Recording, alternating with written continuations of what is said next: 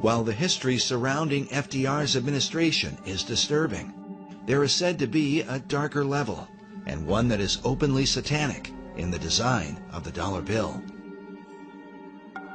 These allegations begin with a group founded in Bavaria in 1776, known as the Illuminati. The order was founded by a man named Adam Weishaupt, with the alleged purpose of perfecting society. The symbolism of the dollar bill, Adam Weishaupt, do you really think it has anything to do with the Illuminati, in your opinion? Is the Illuminati to be defined as Freemasons and Rosicrucians and other secret society members? If that's the case, then yes, I believe the symbol on the dollar bill, the truncated pyramid, is directly related to the Illuminati, because Roerich was the Illuminati. In the 18th century, the original order was thought to have a bloodthirsty agenda, and it was believed that they secretly worshiped Lucifer. George Washington warned about the Illuminati in his letters, while Thomas Jefferson and Benjamin Franklin were thought to be members of its inner circle. Which brings us to our next speaker. He claims to have been raised in a modern Illuminati family that dates back to the 1700s. He says that, as a child, he was made to practice black magic and witchcraft. His name is Doc Marquis. My family goes back into the Illuminati all the way back to 1789. Of course, we have no way of either confirming or denying Doc's claims, but it is worth noting that he has acted as an expert on the occult for law enforcement and the FBI. According to his publisher, in the past he has appeared on and consulted for Geraldo Rivera and Oprah Winfrey, and for shows like Hard Copy, Inside Edition, and Unsolved Mysteries. Doc has been a Christian since 1979, but he says that part of his upbringing in a family that worshiped Lucifer was to be taught about the secret Illuminati symbols of the dollar bill, and that understanding them begins with the Rothschild dynasty. Meyer Amschel Rothschild had made a very interesting and profound statement. He said, "Allow me to control and issue the money of a nation, and I care not who writes its laws." And he was right. Meyer Amschel Rothschild is called the founding father of international finance. In 2005, Forbes magazine ranked him 7th on their list of the 20 most influential businessmen of all time. All this happened back in 1776, and this was during May 1st and shortly thereafter.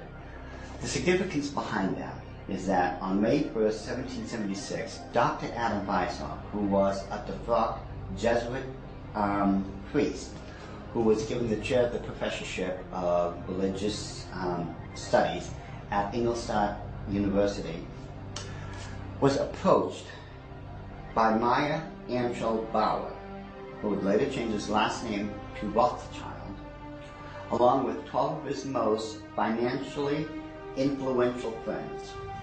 They knew Weishaupt at that particular time was not only a genius when it came to the occult world, but Weishaupt also had an axe to grind, because it was the Catholic Church that just recently defrocked him. He was no longer a Jesuit priest, and he was going to send a message to them, to the monarchies of Europe, and to all other people who would try to have their will over his. What Rothschild and Weishaupt came up with was a plan to destroy the old world system of government through monarchies and the church, and to set up a new world order in its place. This is said to be the great plan of all the secret societies. So what happened? Meyer Amschel Bauer approached Weishaupt and basically told him, "We know you've got the occult knowledge and genius to put it all together. We've got the money. You do it, we'll back it." Just to paraphrase what really happened. So in 1773, Weishaupt started creating what had never been created before. The idea of Illuminism had always been around, ever since the days of Babylon, with the co-founders of being that Nimrod and Semiramis. But no one had ever been able to actualize it. However, May 1st, 1776, the Order of the Illuminati had become a reality under the auspices of Dr. Adam Weishaupt. Now, like other nations, orders, countries and such, they have their two great seals. The Order of the Illuminati does. Those two seals can be found on the back of a $1 bill. People mistake those to be the two great seals of the United States of America. They are not. Those are the two seals of the Order of the Illuminati. And I'm going to explain it to you. In order to understand the seal itself, we have to first take a look at every single thing that composites it. We look at the first part of it on our left, which would be the truncated pyramid one. Above it is a 13-letter Latin expression that says Annuit Corruptus. And directly underneath the base of the pyramid is a 3-word Latin expression, which is Novus Ordo Seclorum.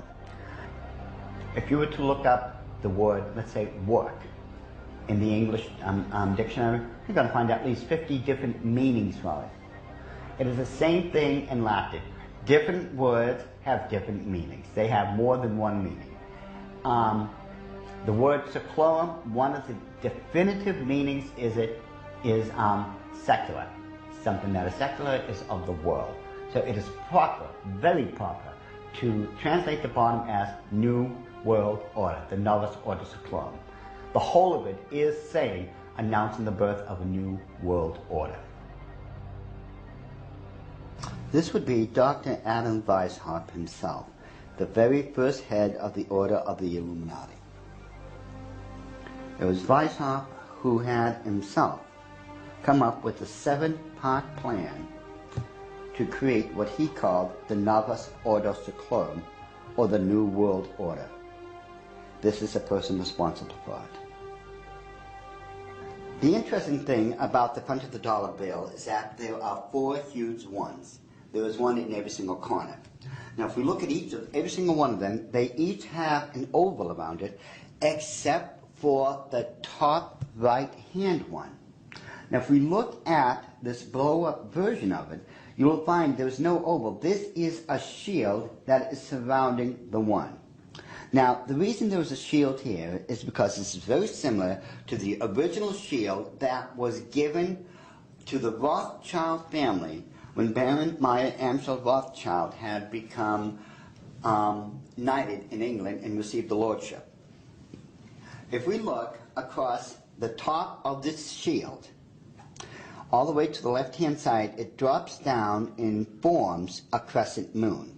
It's a crescent moon because it represents the female goddess in the occult world. At the bottom of that shield, of that lunar moon, you will see the owl. And it's very obvious once you take a good look at that part of the crescent moon. And it is the same Illuminati owl that is being worshipped at the Bohemian Grove in California by those members of the Bohemian Grove, where presidents, premiers, kings and queens and heads of nations throughout this world have met. You can tell just by looking at this photo, that is a 40-foot owl. It is made out of oak, and that the worshippers are surrounding that fire pit around that altar, which is easily reflected in the lake around them. This is definitely the owl of the Illuminati. The rituals performed at the Bohemian Grove are occult and idolatrous. One of them, called the cremation of care, is supposed to be a mock human sacrifice, though some suggest that real killings take place. When President Nixon was there, he commented about the extreme homosexual environment at this all-male boys' club. Among other powerful American leaders who have been spotted at the Grove are Ronald Reagan, Dwight Eisenhower, Jimmy Carter, Newt Gingrich, and George Bush Jr. and Sr. Now, when we take a look at the O, it is actually, occultically speaking, the shape of the Ouroboros, the snake that's going around in a circle, devouring itself. This O is actually the eye in this lady's face that they want to look at. This is the O. Now, what's in the center of this O? You take a good look. It is the exact same owl of the Illuminati that we saw on the back of the $1 bill. So the question then becomes, who owns L'Oreal? But the owl seems to be a major symbol for the secret societies, as they are found repeatedly inside government buildings in Washington, D.C. And a giant owl figure is even seen in the street design, with the United States Capitol in the midst of it.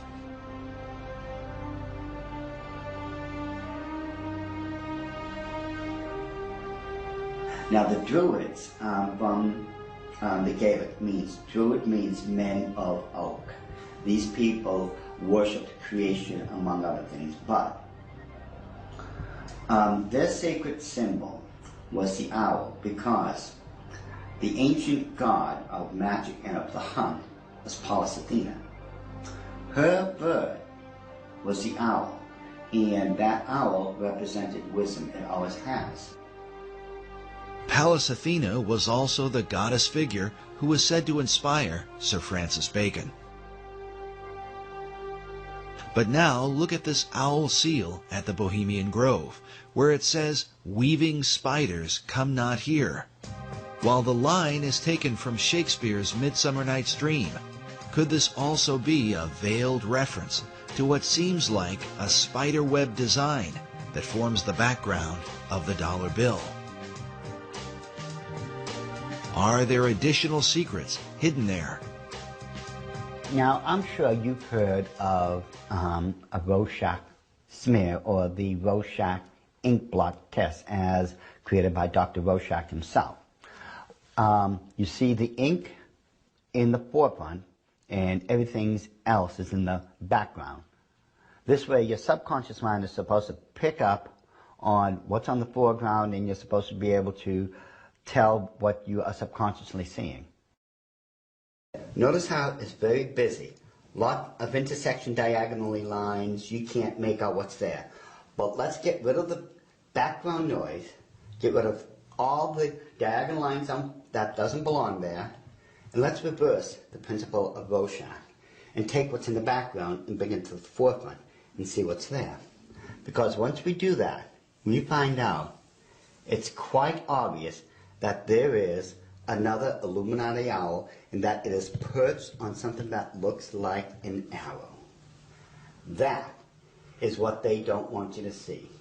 Once you see this owl here and compare it to the other one on the left-hand side of it, it becomes very obvious that this is an owl. You can now begin to distinguish beyond all that busy signals and such that they don't want you to look through.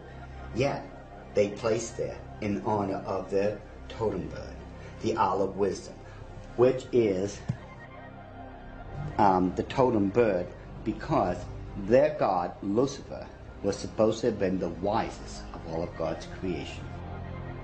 Wisdom of Lucifer, wisdom into the bird, wisdom into the word Illuminati. Therefore, the chain of wisdom is followed all the way through. All right, now, did they teach you this in the Illuminati? Yes.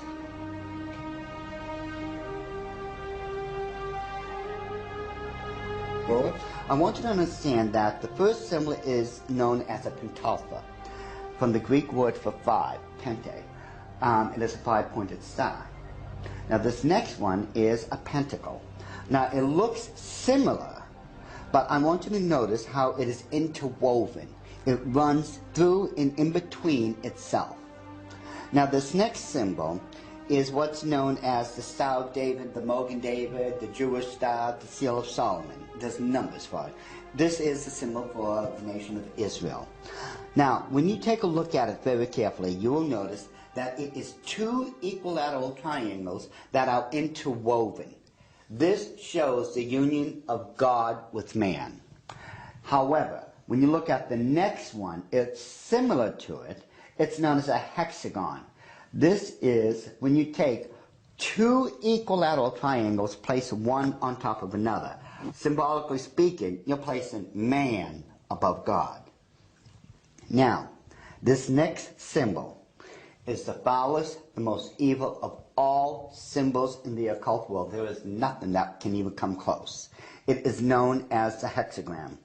It is the six-pointed star with a circle surrounding it. It is this symbol that must be used during high ceremonial magic or high ceremonial witchcraft when you are summoning up demons to this plane of existence. The use of the hexagram is said by Doc to be very symbolic and seems to represent the occult concept of a Christ figure, just as the Maitreya was for Nicholas Roerich and Henry Wallace.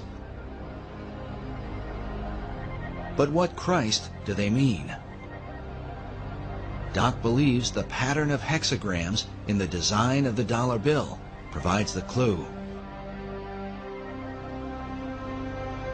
If we take a look at the 13 stars directly above the head of the eagle and connect the dots, you will see where the very first hexagram is located. And if you notice that surrounding the hexagram is the 28 guidelines that make a circle. Now, inside every single point, the 6 points, is a star. There are 6 of them. They surround now the 7 stars. Remember, 6 is the number of man, 7 is the number of God. Now, it is man that is surrounding God or is placed above God. If what Doc is saying is true, this could represent the person the Bible calls the man of sin, who opposes and exalts himself above all that is called God or that is worshipped. Doc's interpretation seems to also fit the worship of Lucifer, for in the Bible, Lucifer declares that he will exalt his throne above the stars of God. Next, Doc claims a second hexagram can be found by connecting the various points where the much talked about number 13 is represented. And don't try to tell me it's the 13 colonies. There are 13 stars above the eagle's head, 13 stripes in the shield, 13 leaves on the olive branch, 13 arrows in the eagle's talon, and then 13 letters in the phrase E pluribus unum, which makes for 2 points on either side of the eagle's head, for the 6 points total of the hexagram. If we take a close look at the same seal and connect all the 13 together, just like we did when we were kids, when we were playing that game, connect the dots. Once we connect all the 13s, it becomes very apparent where the second hexagram can be found. In this one, which is very obvious, already comes with a circle around it.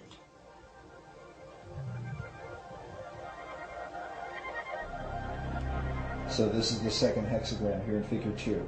Yes.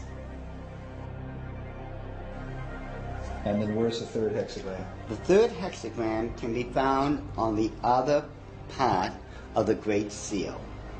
Again, connect all the 13 together, the 13 letters, the 13 steps in the pyramid, connect all this together. And you'll note with the circle that's already there, it forms the third hexagram.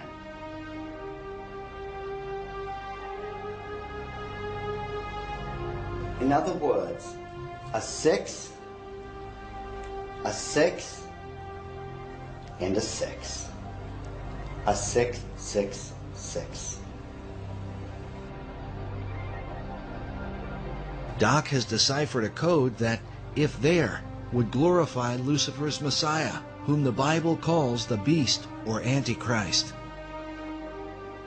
In the book of Revelation, it reads, "Here is wisdom. Let him that hath understanding count the number of the beast, for it is the number of a man, and his number is 666. Could there really be 3 six-pointed hexagrams on the dollar bill?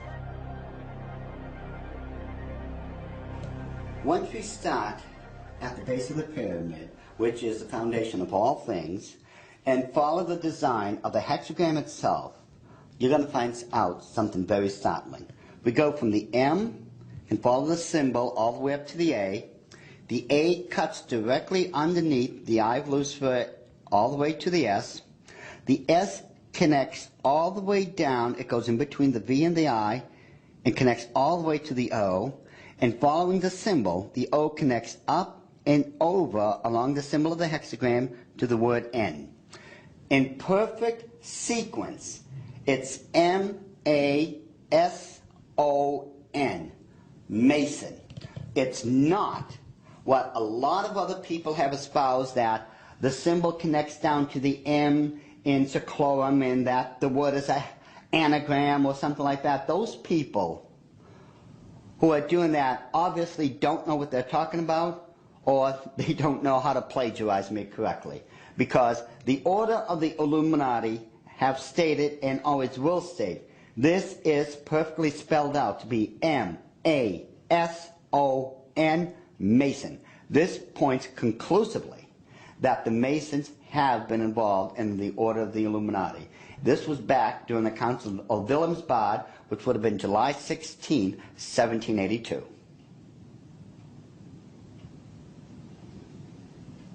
All right, so what are we seeing?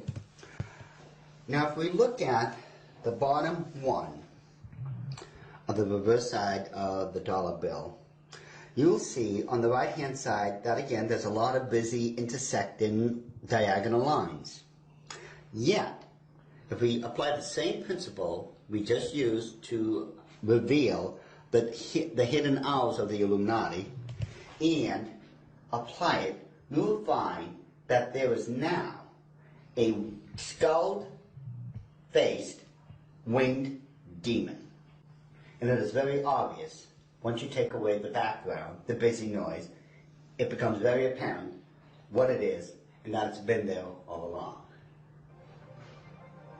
And if we just simply go and enlarge that section, just start with a small one and just keep enlarging it and enlarge it even more, even with the background noise there, as I call it, I think it becomes very apparent what we are now looking at, that it is still a skull-faced winged demon. And it is these demons that are protecting and blessing the two great seals of the Order of the Illuminati. And it would make perfect sense that it had to be demons used to protect these seals, since I am convinced it was those same demons that handed them over to Thomas Jefferson when they first created them. I am convinced, beyond all doubt, that that indeed was a demon sent up from the bowels of hell, probably under the direct orders of Lucifer himself.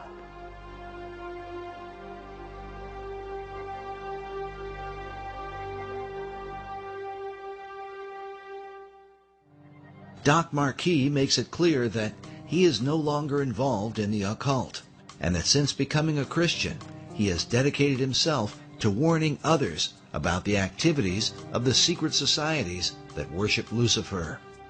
I've been doing this now since the late 70s, when I first left the Order of the Illuminati, and that's when at that point I had become a born-again Christian. At that time, I realized what I had been doing all along. Maybe in my own way of trying to make up for what I had done, and I've done a lot of heinous things in this life, I begin to wonder if I'm not trying to make up or atone for some of those things I had done. And I know in my heart of hearts that as a born-again child of the King, my sins have already been bought and paid for.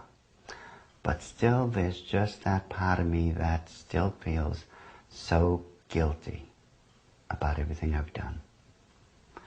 So it could be in my own way, and I'm somewhat convinced that in my own way, I'm still trying to make up for all those crimes I was guilty of when I was in the Illuminati. Doc makes it clear that he believes demonic forces were behind the design of the dollar bill and are working through secret societies. One of them is the Order of the Eastern Star, the female chapter of Freemasonry, whose icon is an inverted pentagram, a symbol associated with the satanic goat of Mendes. Ed Decker told us a story about a woman he once counseled who was involved in this society. I got a call one day after I had published a book on it, and a little book called The Question of Freemasonry. And in that book, I had, on one page, is the actual goat of Mendes. The goat of Mendes is a very significant symbol, since it was designed by 19th century French magician Eliphas Levi, without question the most influential occultist of the last 200 years. In his books, Levi glorified Lucifer and Satan, and his writings were quoted extensively by every major occult leader, including Albert Pike, Madame H.P. Blavatsky, and Manly P. Hall. Now listen carefully to Ed Decker's story. I got a call from someplace back in Pennsylvania, New Jersey, and this is years ago, and a lady called me up and she said, "I want to talk to you." She said, "I received a copy of your book. I am the head of the Eastern Star for my state." And she said, "Every time I go to another area of the state to do the induction of the leadership of the local chapters of the Eastern Star, I have these bad dreams, and it's like this demon comes in and attacks me in my bedroom, and it's this evil, evil thing. And it's beginning to bother me." And someone mentioned to me that, the Masons and the stuff that they do isn't really godly. You might want to study it a little bit. She said, so she told me that she went to a Christian bookstore and asked them if they had anything on the Eastern Star or Freemasonry. And the lady said, in the mail, I had just gotten this booklet. It's called The Question of Freemasonry by this guy, Ed Decker. And she said, I opened the book, I opened it up to the page, it just opened to the page that you have the goat of Mendes on there, and I looked at that, and that's the demon that's been coming into my room and attacking me when I'm going around the state and doing the inductions of the ladies of the Eastern Star. She said, I ran down 3 blocks to my husband's office, left my car right in the parking lot of the Christian bookstore, ran down there, got my husband out of his, I think he was an insurance agent or something, and said, look at this. They left there, went home, read the book, got on their knees, confessed it as sin, renounced it, and had that thing taken off their back. And from that time on, all that heaviness left her. When it went away, it just moved off her entire spirit. It was a spirit of darkness and evil. And it was the goat of Mendes, the same thing that's on the Medal of Honor, the same thing that's built into the Capitol and the Mall and the White House, built in there. It's the same evil spirit.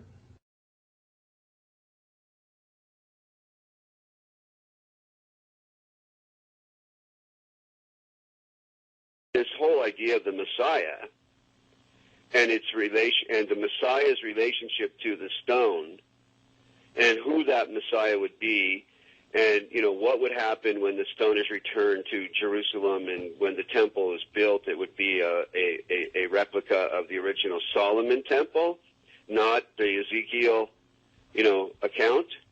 Which is what most Jews believe, the Ezekiel account. No Jews believe that the Solomon's temple is going to be rebuilt in that architectural style. But the Masons believe, if I understand them right, that when that stone finds its way to Jerusalem, it's one of the last items necessary, and that there are certain rabbinical orders that I've met today that are anticipating its return. once it returns, then they proceed with a blueprint to take the Temple Mount and put up what they consider to be the final temple that Ezekiel described. But the stone it's all pivotal upon the return of this stone, because Solomon brought that stone in the traditions and legends in Judaism into his original temple, and upon it the incense was burned in the fire pan. According to Masonic author David Oveson, the word dollar comes from the German word Taler. While there are many Taler designs, one in particular is mentioned, with the image of Jesus Christ crucified on one side, while the reverse bears the image of a serpent on a cross and a reference to the book of Numbers from the Old Testament. In this account, the children of Israel had complained against God. The scripture says, "And the Lord sent fiery serpents among the people, and they bit the people, and much of the people of Israel died." When they repented, God commanded Moses to erect a bronze serpent upon a pole, saying that everyone that is bitten, when he looketh upon it, shall live. In the New Testament, Jesus made reference to the bronze serpent as a picture of his crucifixion. He said, "As Moses lifted up the serpent in the wilderness, even so must the Son of Man be lifted up, that whosoever believeth in him should not perish, but have eternal life." Some believe that the serpent cross is the original inspiration for the American dollar sign today. While the image of the bronze serpent holds a very particular meaning for Christianity, David Oveson explains that Kabbalists and alchemists find an interesting parallel in the Hebrew gematria. The Hebrew word for the serpent of Moses is Nakash, which means the shining one. The numerical gematria for Nakash is 358. This is also the numerical equivalent for the Hebrew word Mashiach, or Messiah. Oveson claims that these numerical equivalents allowed magicians to draw a connection between the brazen or bronze serpent and the Messiah. But exactly what Messiah do they mean? The phrase e pluribus unum, or out of many, one, appears in the banner held in the mouth of the American eagle. The word one appears a total of 7 times on the dollar bill. Oveson writes, "In magical numerology, the number 7 is regarded with a special veneration. Certain texts that deal with the meanings of numbers insist that 7 stands for the complete temple." The temple he refers to is the ancient temple of God, built by King Solomon in the city of Jerusalem. Oveson goes on to say that the concept of a complete temple is symbolized by the unfinished pyramid of the Great Seal, where the symbol of a Messiah figure is also shown with the all-seeing eye, representing the capstone that will one day complete the pyramid. In other words, when the Messiah emerges, then will the temple be complete. But just who this Messiah will be is the subject of intense debate, and the clues to his identity are said to be related to the temple itself. The site of Solomon's original temple at the Temple Mount in Jerusalem is still considered a sacred and holy place. Buildings are sacred in religions. Religious buildings are sacred. So Solomon's temple is sacred. The Knights Templar were specifically named in reference to this ancient site. They were known as the Poor Knights of Christ and of the Temple of Solomon. The Knights Templar lived on the Temple Mount. Today, the Temple Mount has on it the Dome of the Rock and Al-Aqsa Mosque. The Knights Templar had their headquarters in Al-Aqsa Mosque when they were there. So the association between this arcane direction and tradition in Europe with the Knights Templar and the temple of the Temple Mount is direct. The sacred nature of the temple was handed down from the Templars to the Freemasons, who are said to have originated from the ancient knights. Masonic philosopher Albert Pike wrote that every Masonic lodge is a temple of religion. Another Masonic philosopher, Albert Mackey, wrote that of all the objects which constitute the Masonic science of symbolism, the most important, the most cherished by the Mason, and by far the most significant, is the Temple of Jerusalem. The spiritualizing of the temple is the first, the most prominent, and the most pervading of all the symbols of Freemasonry. Take from Freemasonry its dependence on the temple, and the system itself would at once decay and die. According to David Oveson, who is himself a Freemason, the dream of a rebuilt temple in Jerusalem is the true symbolism of the unfinished pyramid on the back of the dollar bill. But is it merely a coincidence that these symbols would end up on the foundation of America's currency? Is there a further connection with Solomon's Temple and the mysterious Knights Templar? The Templars were there on the Mount. They lived on the Mount. So they were living a dream. And the dream is the same dream Christopher Columbus had and wrote about extensively in returning to Jerusalem with the gold from the Americas to build the temple. Was this the true purpose of Columbus's voyage, to finance the rebuilding of Solomon's Temple?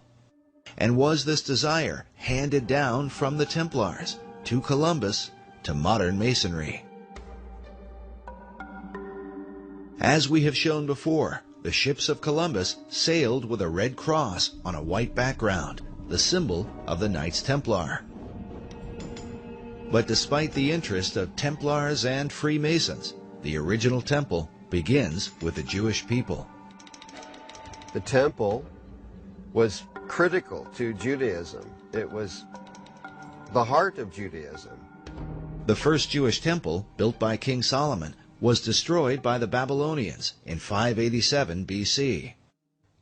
The temple became a necessity for the existence of Judaism. So when it was destroyed, the longing for another temple in the Babylonian exile was, primary. The foundation for a second temple was laid by Zerubbabel when the first Jews returned from their captivity in ancient Babylon. First thing, when Jews are able to return, they build a temple. There's Zerubbabel and Ezra and Nehemiah come together. There's a temple built. It's added on to over the centuries until you end up with Herod's temple. The second temple was in existence during the time of Christ and the apostles. But it would also be destroyed, a terrible event that Jesus himself had prophesied. The scripture says that the disciples came to show Jesus the buildings of the temple, and Jesus said unto them, See ye not all of these things? Verily I say unto you, there shall not be left here one stone upon another that shall not be thrown down. And when ye shall see Jerusalem compassed with armies, then know that its desolation is nigh. And so it came to pass that the second temple was destroyed with the fall of Jerusalem in 70 A.D. Yet in the aftermath of its terrible destruction would emerge the dream for a third temple, and what some believe will be the final temple of all time. This arcane connection to Freemasonry has its roots in the longing for the temple, the longing for the final temple, for the ultimate temple where Hagoyim, where non-Jews pray with Jews, as the old books, the last old books of the Old Testament predict will happen. When does that temple get built? The idea of a final temple is shared both by Jewish leaders and the Freemasons. Yet the two groups disagree on exactly what the final temple would be. There is a common history here and a common longing. They'll never end up with the same temple. Jewish wishes for the final temple really don't resemble what Masons want to have built on the Temple Mount, which is a replica of Solomon's temple. With their mysterious rituals and secret practices, the Masons are often accused of intoxicating the world, making it drunk with ideas of a new age and a new world order, all of which are engineered toward the fulfillment of the new Atlantis envisioned by Sir Francis Bacon. Could it be that this is what lies behind the concept of a third and final temple? It, to me, makes perfect sense that the new Atlantis, as understood in the Baconian tradition, involves the final temple, the spiritual headquarters, if you will, of the new Atlantis. The idea of that temple is central to Freemasonry, the Knights Templar, and of this there is no doubt. They've all expressed it. All these arcane societies have let it be known that this is really ultimately a central goal. They seem to all gravitate toward there being a temple, a need for a temple, except Orthodox Muslims who say, no, we're the last religion. These buildings are fine, thank you very much. Become a Muslim and you can pray in them and hang out on the Temple Mount, which is not going to happen. So that leads to a pretty ugly likelihood. If people who want a temple get their way, there's going to be a bloodbath there. Also, I believe it's spiritual because Satan has always desired God's place. That's why in Masonry you have Jebulon right there on the altar, Baal, the ruler of demons, in the Masonic altar. And Masons are generally, obviously, being deceived. However, right there on the Temple Mount in Israel, you have the Dome of the Rock and the Golden Dome, the Black Dome. And within these domes you have statements right there on Israel's Temple Mount. Statements that Allah is God and Allah has no, or God has no son, and Muhammad's his prophet. A denial of the true God and his son, Jesus Christ. And again, that's what 1 John identifies as being the spirit of Antichrist, those that deny the Father and the Son, 1 John chapter 2. And that's a harbinger of the ultimate Antichrist to come, who's going to sit in the temple of God, showing himself that he is God. So isn't it interesting? Here we have Benjamin Krim speaking of a coming Maitreya, who will rule as the coming Imam Mahdi of Islam. Of course, he can't really rule, and there can't be world peace unless the Jews, in his mind, are annihilated. And by the way, according to Muslim teachings in the Hadiths, when the Imam Mahdi comes, or when the Messiah comes, he will destroy the Jews and the people of the cross. So all of this stuff, incredibly, it fits together just too well. But praise God, because from my perspective as a Christian, Jesus Christ said, when you see these things beginning to take place, lift up your head, for redemption is drawing near. And I believe these are signs that Jesus Christ is coming again. And when he does come, he will defeat the Antichrist, and every knee will bow, and every tongue confess, including Benjamin Krim, including the leaders of Iran and Hezbollah and so forth. Whether it's in heaven or on earth or in hell, every knee will bow, declaring that Jesus Christ is Lord in the end. And what will all these things mean for the future destiny of America? According to David Ovison, it was Manly Hall who influenced the placement of 72 stones on the Great Pyramid of the dollar bill, since the number 72 is said to be a magical number in the occult. It was also Hall who taught that the American eagle was a cleverly disguised phoenix bird. In his writings, he documents this account from the 1st century A.D. There is a certain bird which is called a phoenix, and when the time of its dissolution draws near that it must die, it builds itself a nest. But as the flesh decays, a certain kind of worm is produced. According to this account, it is from this worm that the phoenix is reborn. This concept of a phoenix worm in its nest seems to be represented at the top of this column on a building found in Europe.